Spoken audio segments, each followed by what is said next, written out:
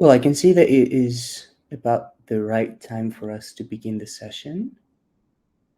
Whoever might be joining it or just watching it afterwards in recording, I do understand that after a long, jam packed day with lots of great talks, you might just be willing to spend your Saturday night chilling and designing for good is definitely not something you might be willing to listen to. But hey, if you stumble upon this session or just watch it in recording, hi.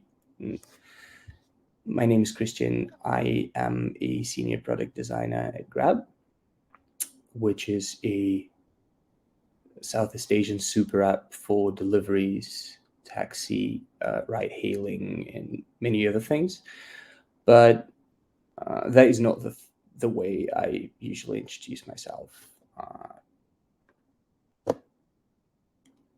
I've been recently thinking a lot about how am I going to reinvent myself as a designer, as a professional, and as a human being. And to anybody who is joining us right now, hi everyone. Uh, if you could write something in the chat, like just a welcome message, or maybe just tell us what brought you here. That would be absolutely beautiful. This way we could have a little nice chat over here. I want to spend this session actually discussing how we as human beings, especially those of us who are involved in doing something creative, could actually benefit someone else other than ourselves and the companies we're working for. We recently had a little discussion with one of my former colleagues about laid off for a podcast called Paper and Pain, which you can also search for, on the topic of reinventing ourselves after a traumatic event like a layoff was. And just thinking about what is there to life other than our profession. Uh, the reason I picked design for the session was because that is something that is quite relevant to me and something that I know of quite a lot. But to many of us, again, I'm pretty sure that a lot of us would be joining the session may not be designers necessarily. I think this is still going to be relevant because whilst design is an industry that I believe is in a way in crisis today, I can see it happening in other industries as well, with a lot of people just burning out, watching the news or just reading the headline with many getting laid off, many losing their jobs, many just finding themselves in this situation where they don't know what they're doing anymore. They're just trying to survive the grind. There was one of the sessions in today's lineup on the topic of just surviving the hustle and just getting out of the circle. And I want us to talk about how we could do that by doing something good. And yes, I will be talking about design in particular, but it may still be relevant to you if you're not a designer. If you're not a designer, by the way, I'd love to hear about, well, what brought you to this session and why you took interest in the topic. So if you could just drop this in the chat, that'd be absolutely lovely. Uh, about a few months ago, I started taking interest in one particular topic, which is universal or accessible design.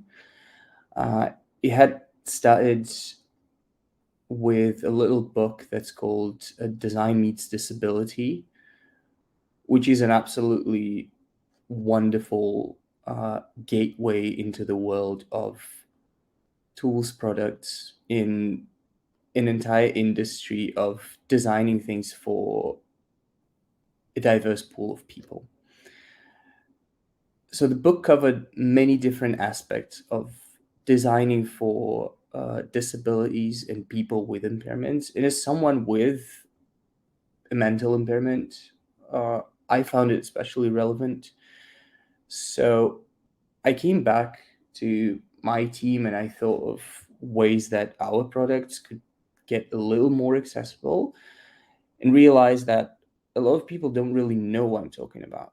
So to many of them, accessibility was at best just a checklist, a number of certain things that you had to meet, like a criteria of sorts, but only because you were legally obligated to do so, because there were some standards that you had to meet. But otherwise, you could just dismiss that. And you could stop thinking about, well, universal design or accessible design, or in general, those groups of individuals, the way they would see them, that would have quote unquote special needs. Now, I do believe that we as designers, if we position ourselves as problem solvers, as people who are, you know, there to help our users, is in a way our duty to pass this knowledge that we have acquired and apply our skills to doing something good. In universal design, as the art of designing products for everybody, is one of the ways for us to not only apply this knowledge, not only utilize our skills for good, but to actually benefit someone outside of this pool of perfectly abled individuals who represent this group that we would usually be reaching out to. And what I saw a lot of, especially here in Asia, having spoken to different product teams and designers, was that many of them would employ, well, able-bodied or perfectly able individuals for usability testing or user interviews, which meant that people with disabilities and people with impairments would just be excluded from the initial research and testing afterwards.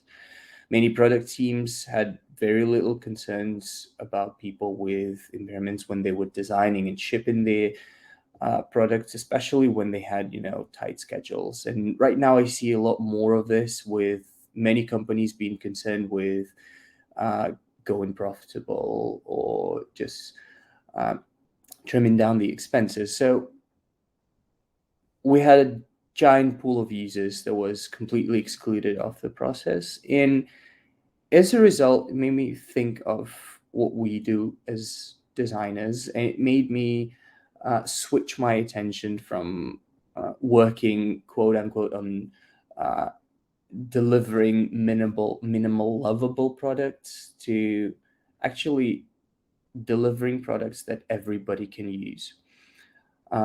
One of the things I did, which became the inception of my little newsletter on accessibility called the Accessibility Apprentice, was a series of usability testing that we ran with visually impaired participants.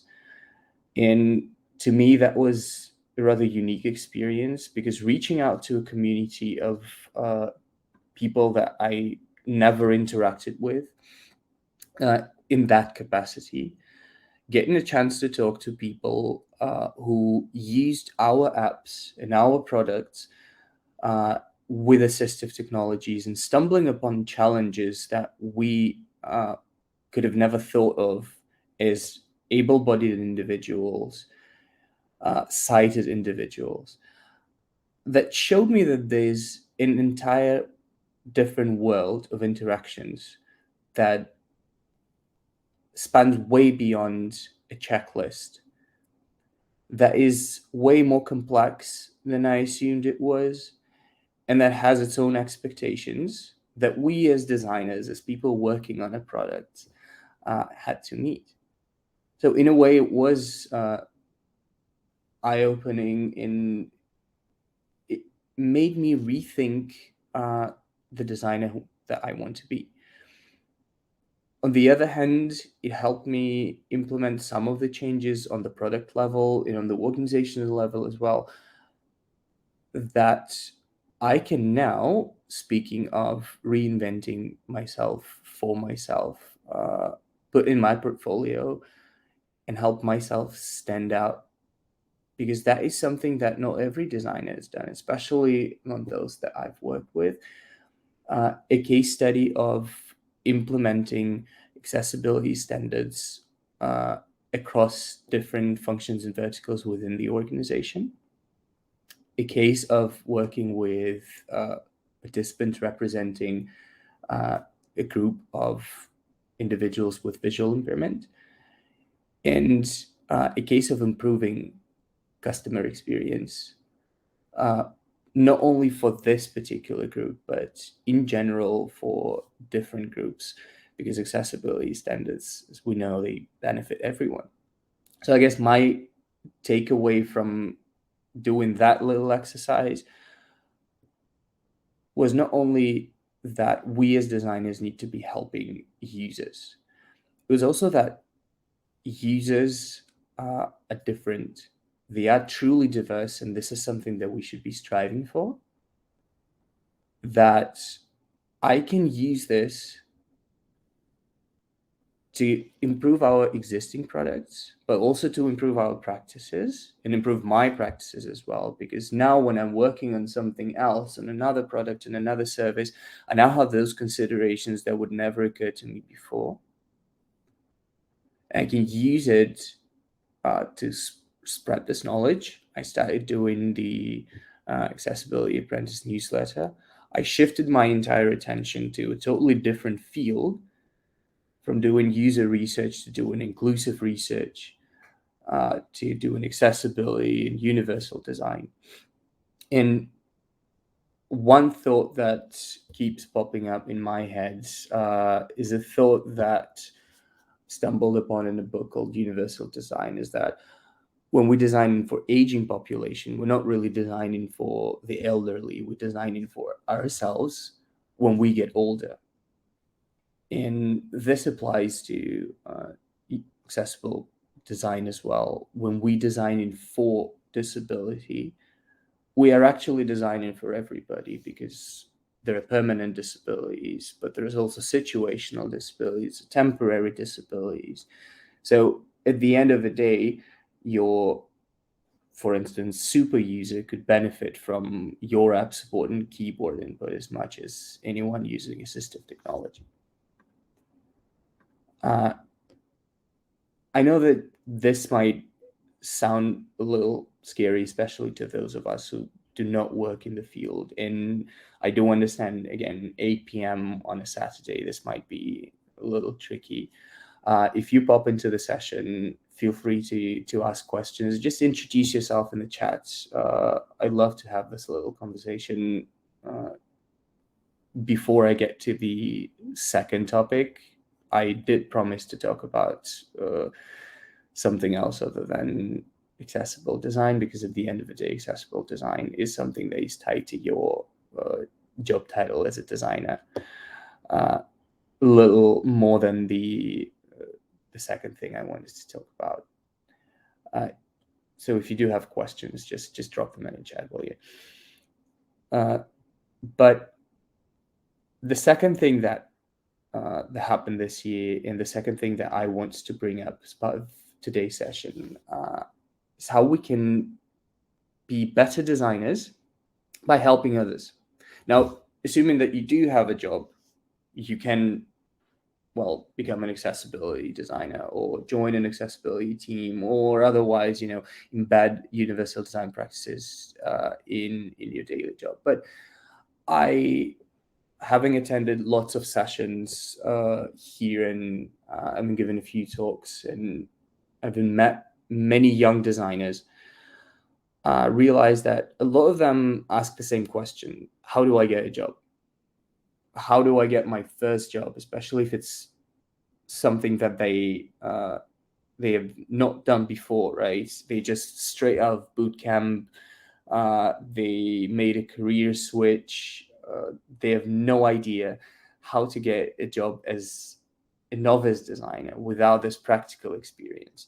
And I used to have different response to that until I finalized this in one particular topic.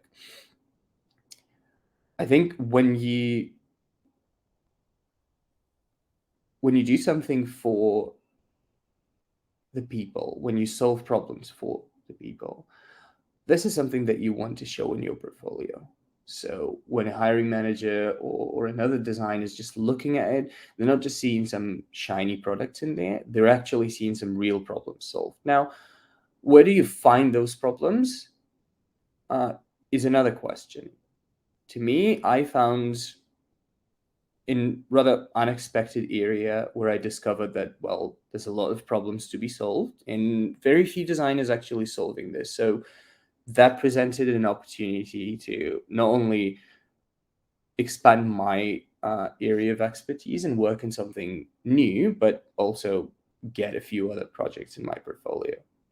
And the area was open source. Now, to those of you who don't know, I would assume that, again, having spoken to many designers out here, many don't really understand what open source is.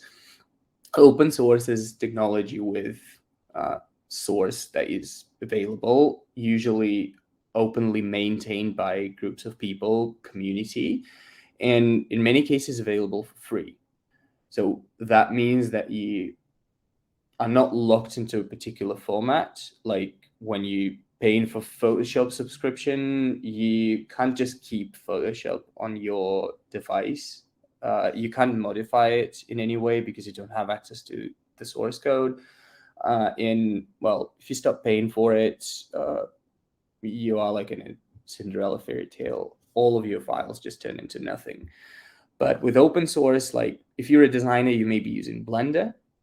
You may have heard of Firefox browser. There's actually a lot of open source tools that you're using daily without even understanding that. You can pretty much do whatever you want within the boundaries of a license.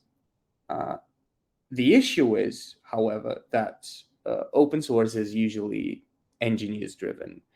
And as someone who has worked with engineers, I'd assume you would know that they are not always people who think the same way as designers do.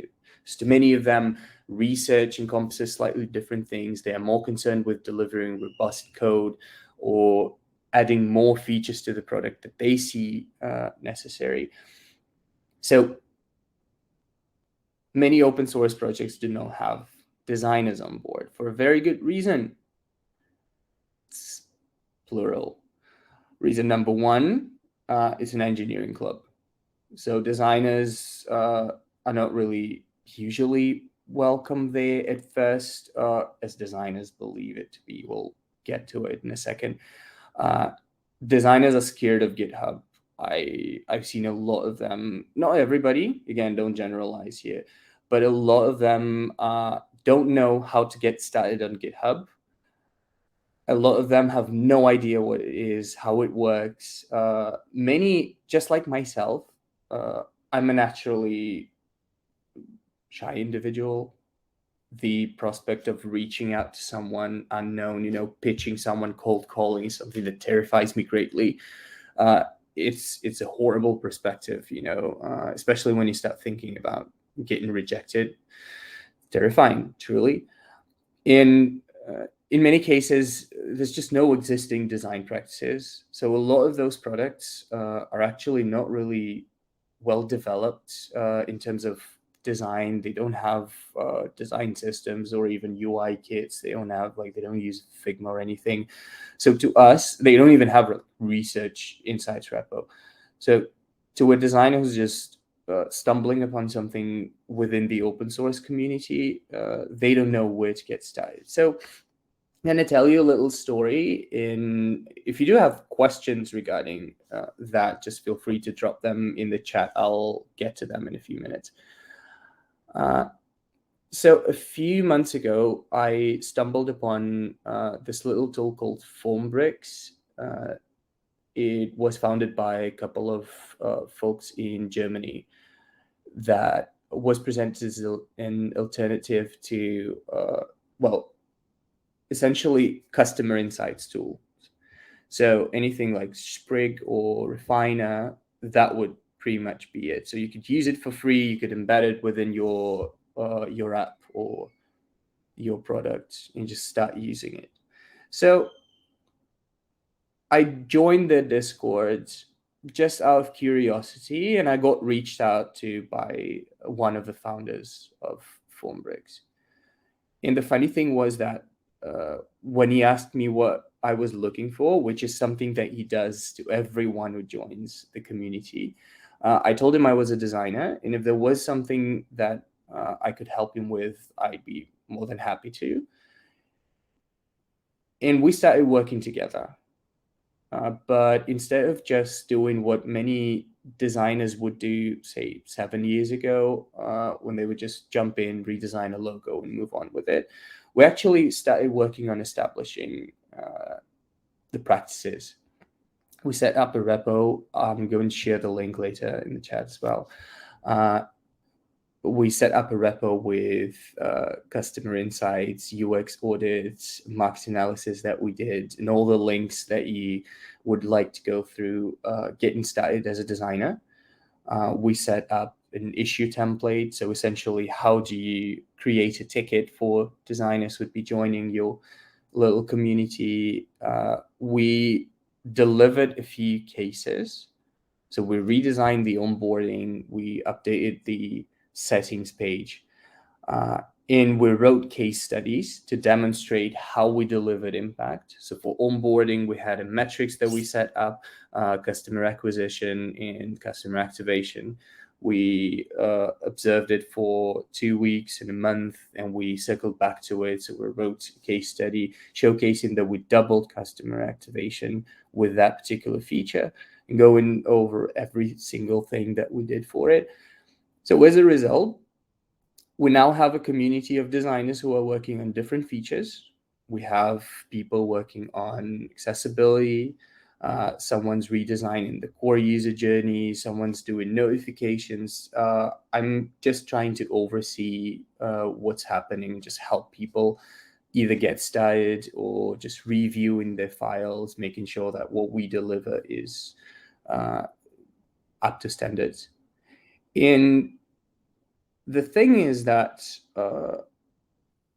is not just something that you do for, the community. Just like I said, you are benefiting yourself if you're using the tool, and individuals who are using it as well. But you're also doing this for your career, circling back to the topic of today's convo.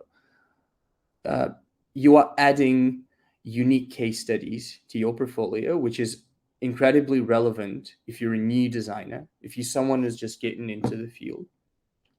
You are getting unique experience, something that not everybody does have, and you have a real impact. Something that a lot of those bootcamp portfolios, a lot of those young designers lack, is the real impact that they can demonstrate. Now, many of them have only worked within this bootcamp setting, made up projects, and they did not get a chance to do that. So you are, in fact, killing, two birds with one stone.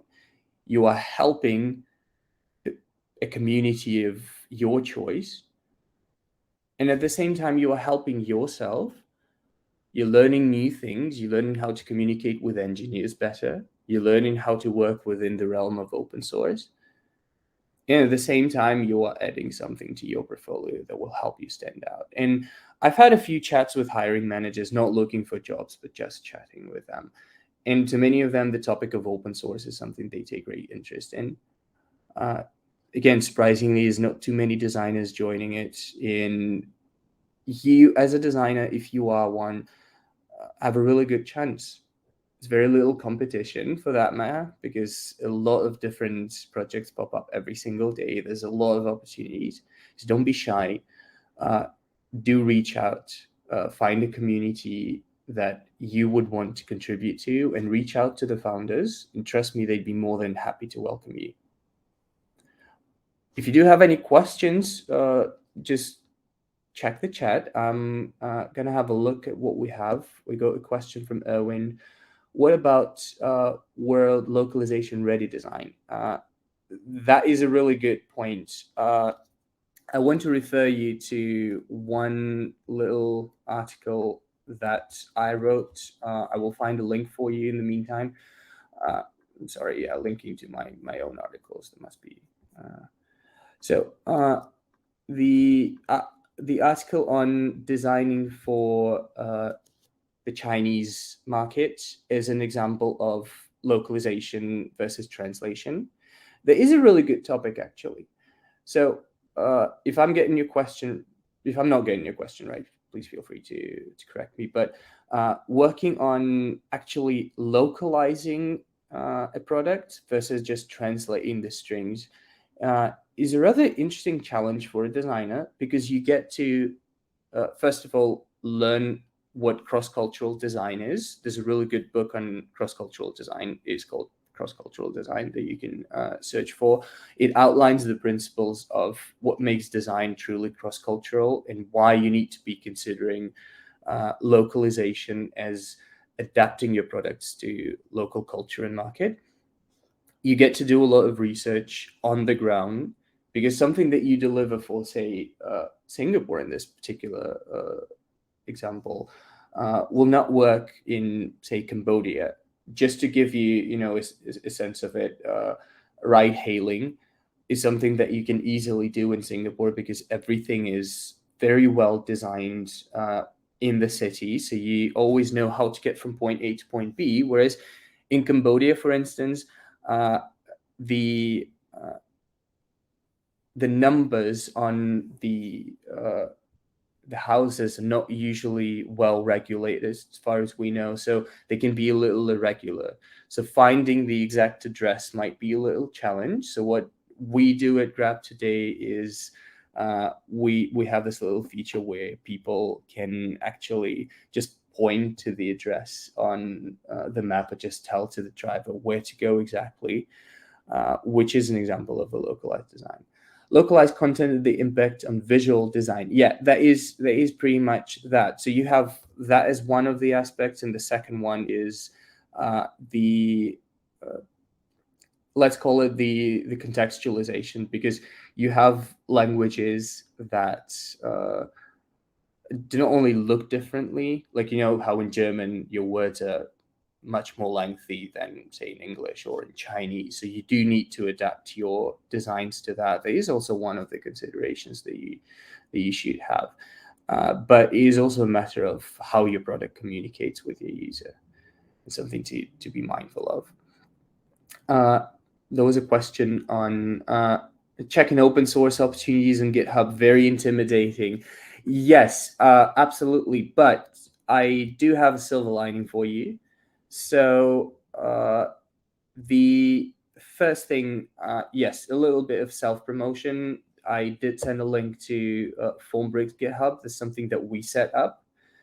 That might be a decent gateway into it. We tried, breaking it down granularly into how you can get started with it. The second place I want to refer you to is the Open Source Design Forum. It is a little more chaotic, as in people will not be giving you exact instructions, not always at least, but you will find a lot of different things there that you might be willing to join. Feel free to reach out to me directly if you have any questions, LinkedIn, Twitter, wherever you find me.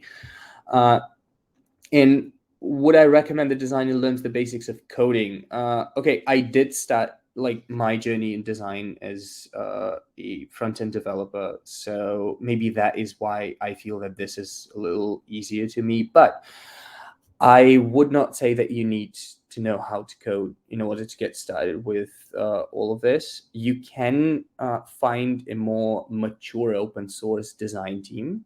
Kel.com has a great one. WordPress has a really well-established design system and a design team working on it.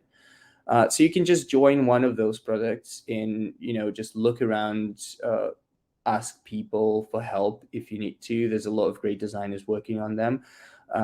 Once you get to a point where you can actually lead the product yourself, well, you will find a new opportunity, like, for instance, something I did with Formbricks, where you can actually establish those practices rather than, joining something that has been well created. But if I was to get started with coding again, I wouldn't think of it in terms of a language. I'd think of it as in, I need to learn the basics of programming. I need to understand the concepts. I need to know what variable is. I need to understand what a function is, what an object is. A lot of those things are already something that we use in design every day. So it should not be that big of a problem. Don't start with an assembler. find a human-friendly language. Python, maybe, would be a good choice. Don't go with JavaScript, though. I made that mistake, and I never got to learn another language as well as I did JavaScript, still suffering from that. Left to right versus right to left. Yes, absolutely. So I actually majored in Hebrew. So I did struggle a lot when having to switch, my writing from right to left to right quickly. Within the website designs or standards, like HTML standards, they already support this. When you design in products, and especially with considerations for other markets, if you want to launch in Arabic-speaking countries, if you want to launch in Hebrew in Israel, or even if you want to launch in China, because you can write Chinese from like top to bottom, or you can write from right to left, however you want. There's actually different variations of that. That is definitely something that you need to consider. Yes, cross-cultural design from a book about Sinongo Apam is the author of it. That is the book that I was referring to. Have a look. Also, do have a look at Design Meets Disability and Universal Design. You will just find them. There's another one called A Web for Everyone. Is a little more focused on the web, as well the name implies, but overall really great book, really good gateway into universal design. Well, if you do have any questions, feel free to reach out to me anywhere you want. Just gonna leave a real quick link to my website. There's links to like my Twitter and LinkedIn, if you want to add me LinkedIn.